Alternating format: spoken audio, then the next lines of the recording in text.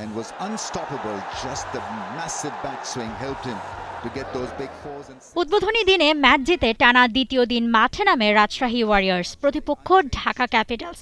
তবে ম্যাচ উতরে ঘটনা দ্বারায় ঢাকার সহকারী কোচ মাহবুব আলী জাকির হঠাৎ মৃত্যু।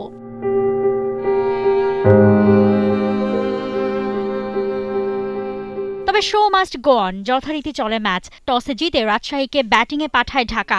আগের দিনের 190 রান চেস করে জেতা ঢাকা এদিন অবশ্য দেখা পায়নি বড় রানের। ইনিংসের শুরুটাই উইকেট হারিয়ে প্রথম বলেই ইমাদ ওয়াসিমের বলে মিঠুনের হাতে স্ট্যাম্পিং হন সাহিবজাদা ফারহান। তানজিদ তামিম কিংবা আগের দিনের সেঞ্চুরিয়ান নাজমুল হোসেন শান্ত কেউই বড় রান করতে পারেননি। 15 বলে 20 করেন তামিম আর 28 বলে 37 রান করে ফেরেন শান্ত। শান্তর রানই ছিল রাজশাহীর ইনিংস সর্বোচ্চ।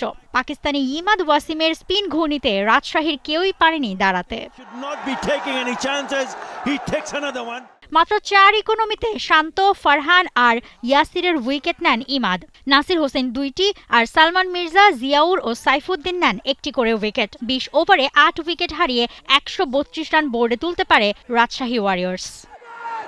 How is that not given out? And gets a wicket. This was very much on the card. Target স্বল্প হলেও খুব সহজে ঢাকা লড়াই করতে পারেনি। সাকিব, নওয়াজ, লামিচানেদের বোলিংয়ে চাপেই পড়ে মিঠুনরা। ঢাকার ইনিংসকে একমাত্র এগিয়ে নিচ্ছিলেন অখ্যাত আব্দুল্লাহ আল মামুন। তার 39 বলে 45 রানের ইনিংস জিতেছিল 4টি 4 ও 1টি ছক্কা।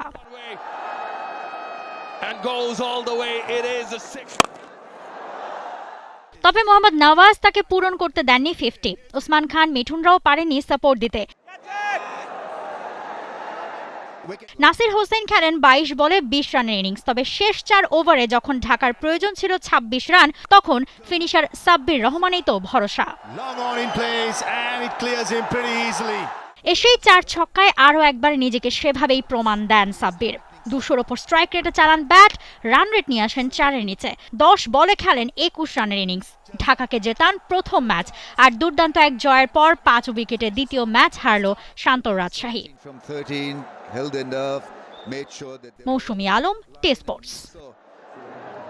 Nasir Hussain there missed out on being the real hero, yet it's well settled when he lost his wicket.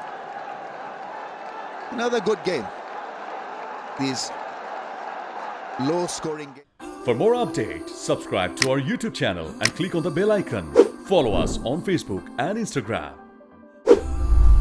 Download T Sports app to enjoy exciting games and highlights.